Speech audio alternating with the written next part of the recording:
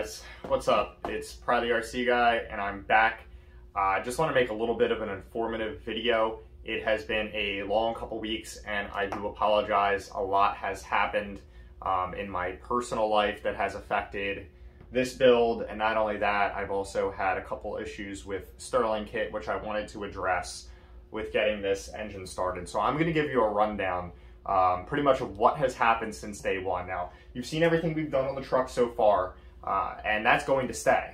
We just have issues with the engine primarily. So, when I first received the engine, and I had shown you the glow plug. I'm going to show you here. I have a separate igniter.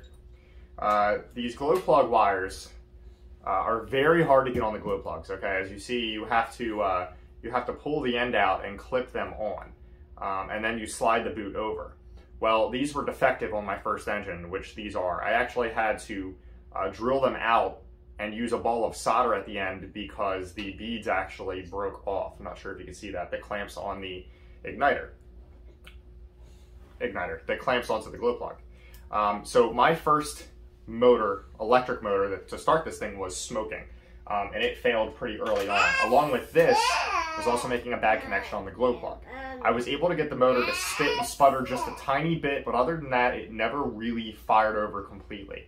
There's been fuel spitting out of the carburetor. I've checked the timing, but I can't break into the engine due to the warranty process, so I'm not sure. I have my daughter here today too. Baby, shh, I'm making a video for people. So that was an issue. Sterling Kit then sent me a new electric starting motor and a whole new electronics pack. The electronics pack, I think the ESC lasted about 3 cranks and then nothing. It fired. I went back to the old one. This one lasted another 5 or 6 cranks and then it seized. Now what I did notice is the electric starting motor that they had sent me is different than the one that comes with the engine. So I'm not sure if it was a mistake again, if it's a higher amp draw or what. But the electronics did fry. The motor still will not turn over, will not start. So at this point, what I'm thinking is either the cylinder walls were machined a little bit incorrectly, piston ring gap was set a little bit wrong, and it's just very low on compression. Because I do have good glow plugs. I did confirm that 100%. Excuse me, and they are glowing very brightly. I do have the ground connected exactly how it's supposed to be.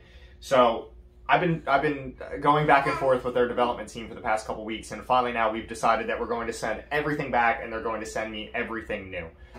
It's just been a bad experience from the beginning, but I don't blame Sterling Kit. Again, I think I just got a couple duds.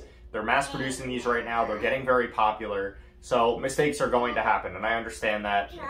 I'm a human being. I understand that they're human beings. Mistakes are made. All that matters is that they correct the problem, which I believe they're going to do. So we're going to pop the motor back out along with the electronics. We're going to send it back to Sterling Kit. We're going to have to wait a couple weeks, and then we'll have a whole new setup. And that will be the next video. Probably be trying to start the new engine, which I am super excited about.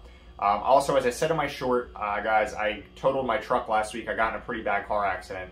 So it's just been a rough week kind of recovering from that, both mentally and physically. I'm not seriously hurt. I hurt my back a little, and the truck being totaled, you know, I had to clean up the truck. I had to take it to a friend's yard to get it kind of back together to be able to sell. Then I had to go out and find another truck and buy another truck. So that financially set me back a little bit, which is going to be hard to continue to finish this build right now. So we just had a couple little personal things that happened along with the issues with Sterling Kit, but they are fixing them. Everything's looking good, guys. I'm sorry for the absence. I do have a video I made on mounting the steering linkage, which I'm not going to show you here. I did come up with a pretty cool steering linkage option, I think, with a servo mount. I'm going to be posting that video tonight.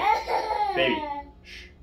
I'm going to be posting that video tonight, and then I will let you know, probably with a short, when Sterling Kit has sent out the new engine and electronics so that we can make a new video on getting it running. So thank you guys for staying with me. I really appreciate it.